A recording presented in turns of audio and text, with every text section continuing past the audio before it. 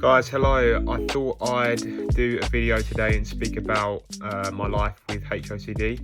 Um, and yeah, just sort of maybe go off on a tangent, see where it goes, speaking about HOCD, all the things that can be involved with it that could be typically missed, and yeah, just ways in which we can recover and help to combat the HOCD. So yeah, I remember when HOCD first latched for me. I think we all remember when OCD first latches for us. We remember that moment when it comes in full force, and it's almost like our life changes forever in that moment. And you really just do remember the realness of it when it first latches. And in that moment, yeah, it just feels so utterly convincing. You think, how on earth was my life different before this moment just came about, and those feelings of realness that just come with it.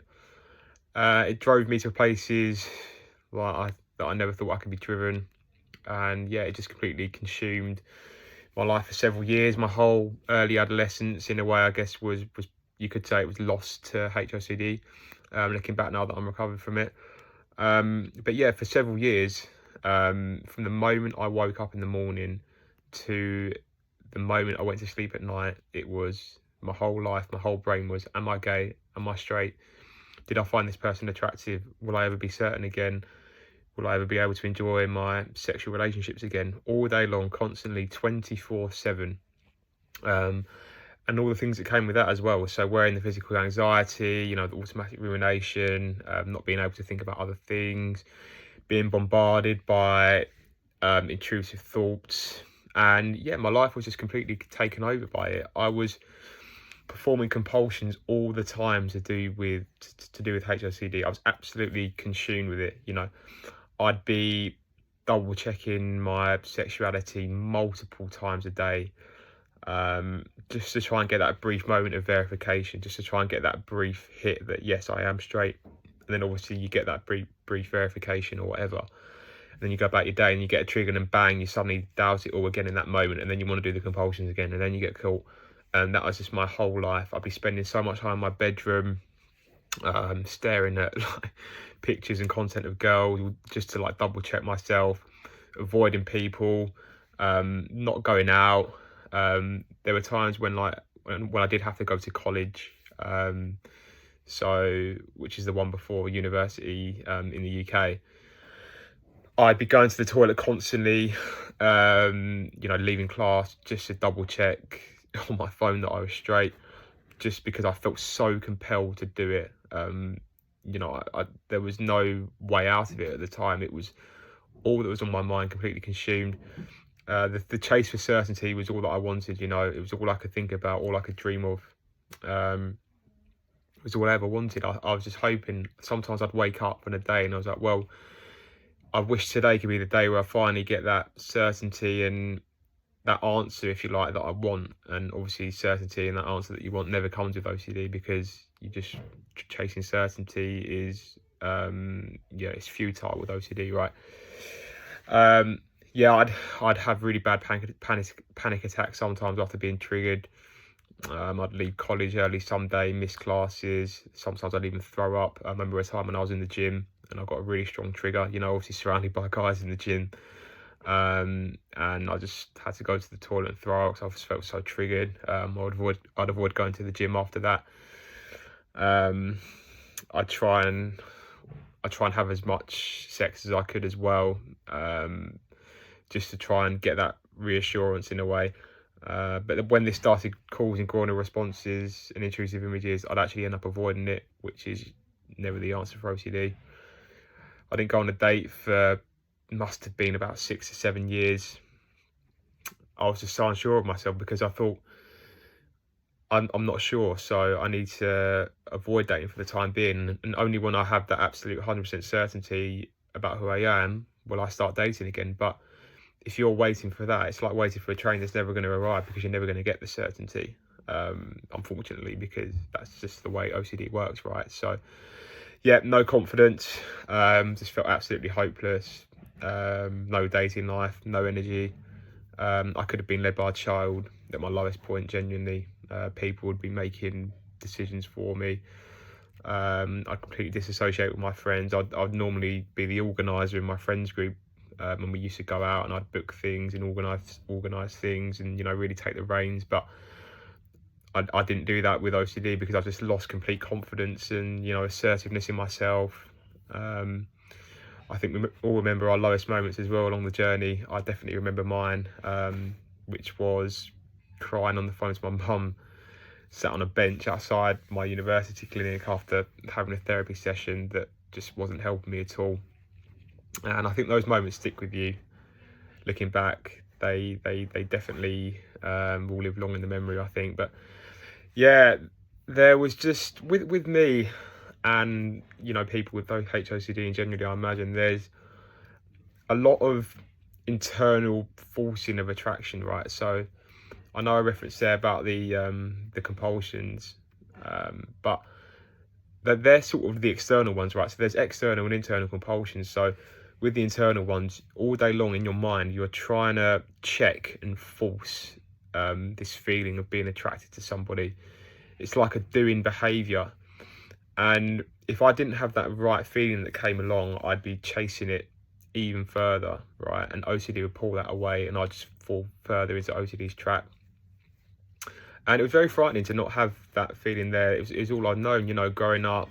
Before HOCD set in, I was a bit of a Jack the Lad, and just really sort of enjoyed myself. And you sort of compare it to those times before OCD didn't set in, and you just think, what on earth is going on? This is so bad. Like, I wish my life was the way it was before.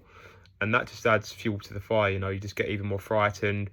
It turns up the heat, and it just, yeah, exactly, it just takes over your life. I remember times where I'd like look at a girl maybe when I was out and about, maybe a girl that I wouldn't typically be attracted to, and like, if I didn't feel that certain way, that if I didn't have that right feeling just because she was a girl, that immediately made me panic and think, well, I'm not attracted to her, so surely black and white, that means that I'm gay, right? And that's just what it does constantly, all day long. And there was a lot more other sort of subtle things that were going on with the HOCD cycle for me, which can typically get missed. So I remember with me, there were times when I wouldn't watch television. Basically, when I was so triggered and stuck in the cycle, I was really scared of looking at someone attractive on TV. Or, for example, I might have also, with football matches as well, I'm a big football fan, as you probably know by now, but I couldn't look at the images on the screen, because if there was a big crowd and there was, I don't know, thousands of guys in there or whatever, I was really scared of getting triggered and then just being unsure again, and just not knowing who I was. And I avoided watching TV for a lot. Avoided going to football matches. You're obviously surrounded by thousands of people. I even covered up like all my posters in my room of like football players that I liked. I took them down because I just couldn't look at any guy, because it would make me feel super triggered. It's crazy the lengths that OCD can take you to. What else should I be doing? I'd be, yeah, just reassurance with my mates, like double checking that they thought I was straight, double checking that they'd always thought that and they'd never thought that about me. Yeah, spending more time with girls than guys, from an avoidance perspective, but also to try and seem like a ladies' man to others. So silly looking back. Rigid sleep routine as well, because with obviously with this one's with the guys, so sorry girls, but with sleep, right, with guys, it's produced in, so testosterone, right, is produced in your REM sleep.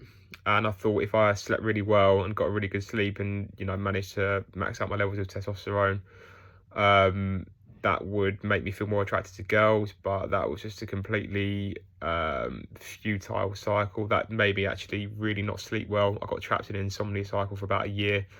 I bought blackout blinds. I'd be eating foods high in like melatonin before bed, which makes you sleepy. We're doing like no phones after 9 o'clock. All of that was just absolute crap. I don't advise doing that. Just made me fall into the insomnia cycle. Yeah, it was really, really bad. What else? Oh yes, so on Instagram as well, this is one for me. I wouldn't like any photos of guys in case somebody saw that I liked their photo and thought I was gay. Like, that's how extreme that this OCD can go to. So yeah, I avoided liking pictures of guys.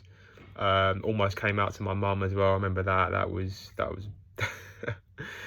was a crazy time. It just feels so real. You don't see past any other option than to do that.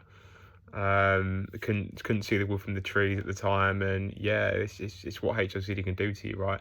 I remember preparing in my head like what I'd say to her, how my family would respond, what they'd think of me, and yeah, it's just what it can do. Also, when out and about, I'd subconsciously like be on high alert for who was in my surroundings. So say for example a girl was walking towards me, my brain would register that as being safe, and like I could look at her with no anxiety, look at her in the eye, or you just pass by somebody, you just look at them or whatever, and my brain would just be completely calm in that moment, in that split second moment. I'd be all right. But if it was a guy that I was walking past, my brain would just signal danger. My anxiety would quickly trigger. Those really uncomfortable feelings of anxiety would be there, all the realness of it, all the dread, all mixed into one, and it would make me like avoid like looking at people or looking at him, which I typically would do. And I'll do this all day long. I'll be like scanning my environment for danger, essentially. I'd avoid looking people directly in the eyes. I'd be looking at the ground. I remember on an occasion I was at work. I used to work in Primark, which is like a big retail clothes store, and this customer was talking to me, and I just couldn't look at them, and I was just accused of like sort of being rude and not listening to them. Because they reported me to the manager, and I was just literally looking at the floor because I just couldn't look at anybody. So yeah, that's the depths that OCD can take you to. I could barely think straight at times. I remember there were times when I was at university, I'd be out and about shopping in the supermarket. I'd go to get food, but because I could barely think straight and my whole mind was just fixated on HOCD, scanning the environment for danger, like I just said there, I would literally forget like most of the food items, and most of the things I came for, I'd just forget. And I'd end up going home with like not enough food and stuff like that. It was just crazy. What else? I'd be out with other people and I'd feel extremely anxious because my HOCD was just really latched to the fear of other people thinking that I was gay. And I was really scared about another person seeing me looking at a guy and thinking that I was gay, because I don't know what, I was just really scared. We all have our own fears. And people would be talking to me, right? And that is all I'd be thinking about. I wouldn't necessarily be listening to what they were saying. I'd just be really concerned about what was going on in my own head. It's like the lights were on, but nobody was at home. I must have had that, stained glass phase of that expression on my face that is just blank expression that there's nothing going on. And then I also became really obsessed with exposures, right? So in HOCD, you have the little exposures and the big exposures. So, for example, the little exposures is just the little exposure is just like looking at people, right? And then the bigger exposures might be, I don't know, going to a gay bar or something like that. That's the big exposure for HOCD. So yeah, I was doing these little exposures millions of times a day. That was all I was thinking about. All I was concerned with was repeatedly just exposing myself to those little fears, and that was just super compulsive. I must have done that millions of times, right? Millions of times, and it still wasn't getting better. It was super compulsive, chasing exposures. But with that, OCD it could trap you into thinking it's only those exposures that are needed, because the exposure is actually causing the fear to fire off. But yeah, like I just said there, when you've done it millions of times, you're still getting triggered and you're not getting better. You need to work more on the beliefs about the sensations themselves. It's fear of fear. It's very sneaky, and it's how it can like nestle into your exposures at times. And I think with HOCD, that's a really big one that you need to watch out for, because I was super confused about that. I remember there was times where I'd be like on a train or like on a row of treadmills in the gym, and I kept repeatedly exposing myself to people who were like directly next to me, but it still wouldn't budge after doing that on countless occasions. So yeah, obviously that was with the help of Rob and the team that he said that you don't need to keep doing that. You just need to work on the beliefs. So yeah, just be careful about that. So yeah, those were a lot of sort of segments to my HOCD journey. Obviously, there's so many other things involved that I've not really touched on that you can see on other videos that I've done in the channel. So, you know, like the constant physical anxiety, the heart problems that I had, you know, the stomach issues, the endoscopies, all that sort of thing. You can see those on the other videos on the channel. But yeah, obviously all that stuff came along with it. But I just wanted to cover the bits that are a bit maybe more missed, and hopefully you can potentially relate to some of those so you feel like you're not alone. And yeah, I reckon just let's do some tips at the end as well that I just like to give you. So obviously the compulsive double checking of your sexuality, right, that needs to stop. That needs to come down as much as you can. You're going to need to go as long as you can in the original sort of like setting in and latching phase. When it first latches, you're going to need to go as long as you can without compulsively, you know, looking at things like pornography or, you know, pictures of girls or like the sex that you want to be attracted to. You know, when you're chasing that verification, it's just a massive compulsion. So you really need to cut back on that. Also with sex as well, and this can be quite a tricky one, because obviously if you have a partner, you know, sex is a big part of the relationship, right? But if it were me, and if it was me and, you know, in a relationship with a partner, I would say to them that you need to cut back and go cold turkey for a few months. You know, you're going to have to. It's for your OCD recovery. If you keep repeatedly engaging in sex with them, and you're really, really scared about being gay and using the sex as a compulsion, you're going to need to sort of cut that back in the early phase. It's what it's going to take to recover, you know. I know obviously sex is a big part of a relationship, but, you know, just for the time being, especially if it's coming from a fear standpoint, I'd recommend cutting back. And that's not to say that like in the future that you can't ever have sex again. Of course you can. That would suck if you didn't. But, you know, you need to spend some time working on your beliefs and just gradually bringing the fear down, and not coming at it from a compulsive double checking angle. Like for me now, I could have sex with somebody and it's just not coming from a reassurance or a double checking standpoint. Like I know where I'm at. I've obviously gone through the recovery journey, put a lot of work in, so I'm not having sex from that angle anymore. It's really important to look at the angle. Obviously there's not a line in the sand per se as to whether or how much sex you can have whilst having HOCD, and like when you'll reach that safe point, where it's, you know, safe to have sex without stoking the OCD fire. You know, I used to worry about, when I was in the cycle, I'd worry about whether having sex would really cut me back and just get me back into the OCD cycle and keep it all fueled up. But you sort of know when you've reached that point when you're no longer scared about you know, having sex or doing it from a reassurance or fear standpoint. But yeah, just to summarize that a little bit, if you are compulsively doing sex or like self-pleasuring from a double checking or fear standpoint, then, you know, you're still stuck in the cycle, and it's probably best to cut back from that for the time being. And it will hugely benefit your long-term recovery. Trust me, I really didn't want to do that in the first instance. I just wanted to double check all the time. But, you know, I said to myself, look, Elliott, the more you do this, the more you just stay stuck in the cycle. And then I started working with Rob, and obviously, you know, you have to go cold turkey in the compulsions as much as you can. Sometimes, you know, you're not going to go very long without doing the compulsions. Sometimes you might be doing it on a hour by hour basis. That's sometimes how you have to take OCD. Sometimes it's an hour by hour basis. Sometimes it's a day by day basis. But the longer period of time you can just sort of hold out from doing those compulsions, when you're really consuming the cycle, that bit by bit by bit, you're going to get there. All right, even if it only takes you 2 hours, maybe you're having a really sort of bad day, right, and you're feeling super triggered and you really want to do the compulsion.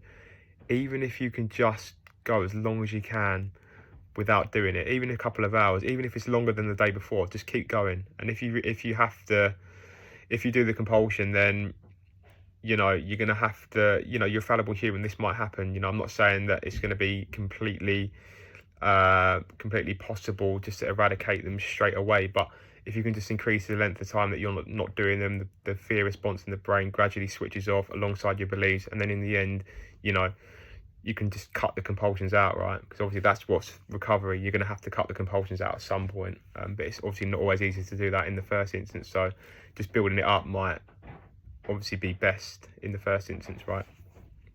What else? Yeah, don't avoid dating.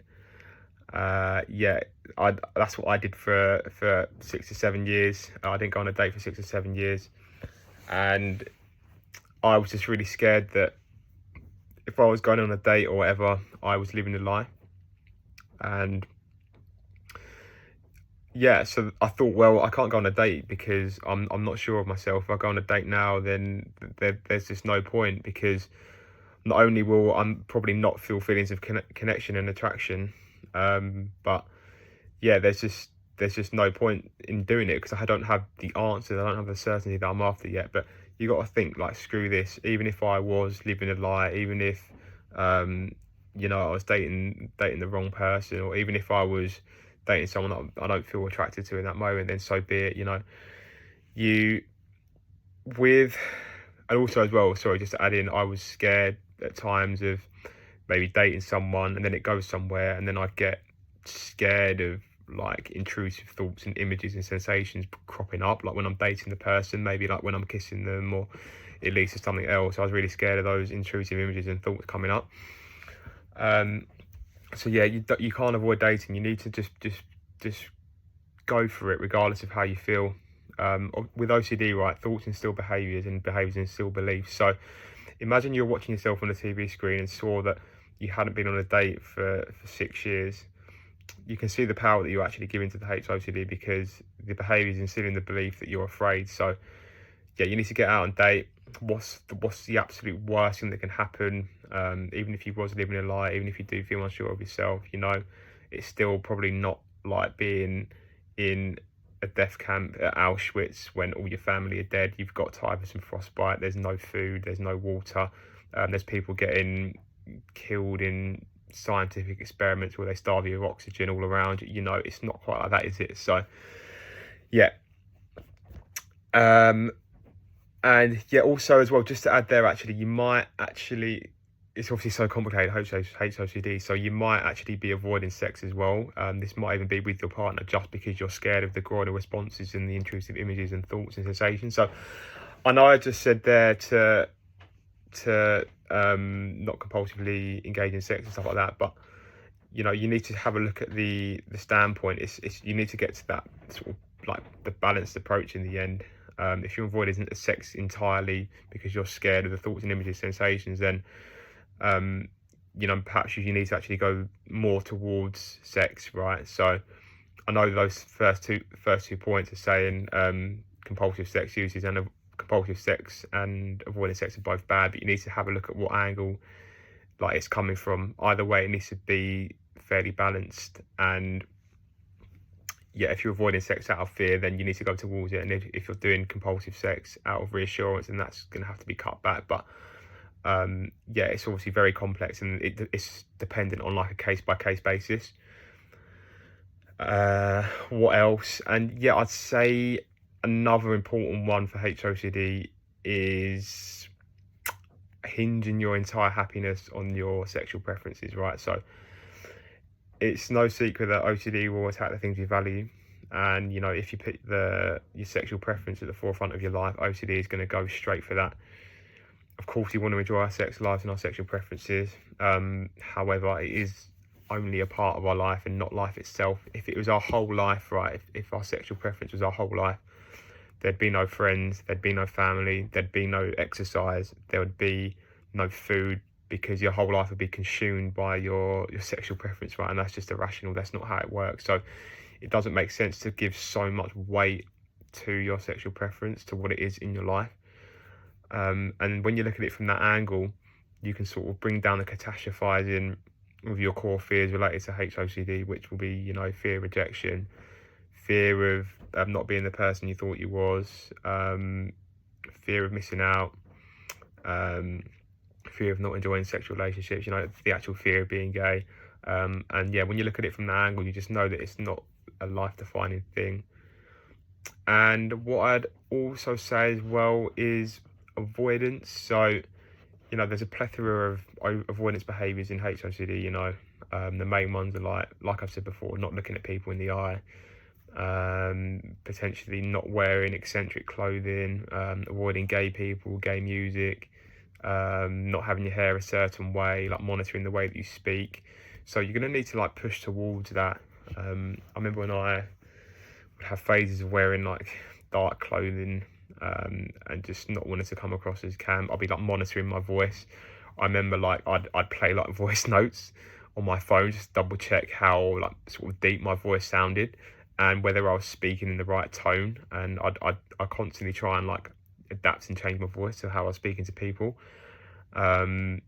Yeah, it's just the way HOCD is. Sometimes you might have done the same, but yeah, you genuinely need to go towards the behaviours and avoidances that you're doing, and you can do it. And also as well, I'd say Googling, just the final one.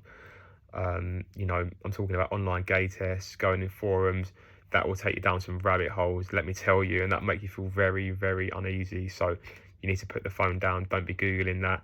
They're genuinely nonsense anyway. There's a load of like crap on there that's just there to like mess with your head, I think. And you'll probably be in a worse place than before you found them. So yeah, just try and refrain from Googling. All right, so thank you guys. I think there's plenty there. Comment down below with any questions. And yeah, thank you very much. And I'll see you soon. Take care.